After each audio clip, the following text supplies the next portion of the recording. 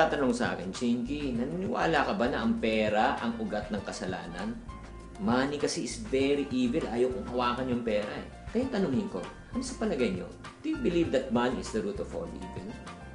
Well, actually, kung iisipin natin, marami nga nagiging masama nang dahil sa pera.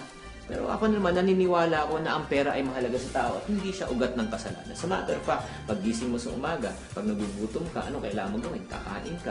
Pero pag kakain ka naman, ano kailangan mo? Pera. Magsashampoo ka, maliligo ka, kailangan mo ng sabon, di ba? Tubig, lahat, kailangan mo ng pera. Lalabas ka, kailangan mo ng damit, kailangan mo ng pera. So in other words, money makes the world go round. And this is my personal belief. I believe money is not the root of all evil.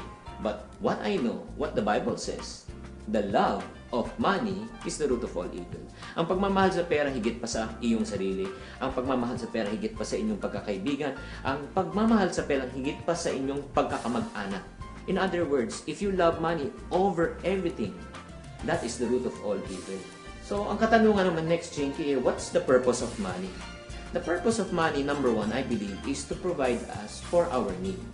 If you go back to the prayer of Our Father. Yan sinasabi ng prayer na Our Father who art in heaven, hallowed be your name, your kingdom come, your will be done. Give us today our what? Daily bread. Ano ibig sabihin ng daily bread? Bread means pagkain, tinapay. That refers to food, clothing, and shelter. It refers to the need. So, yan talaga ang pinaka-purpose ng money. Ang nakakalungkot po minsan, ang pera po ay nagagamit po sa masamang paraan. Just like a gun. Depende kung sino nakahawak.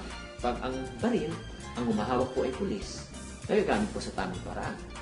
Pero kung ang baril ay hawak po ng magnanakaw, ay nagagamit po sa masamang paraan.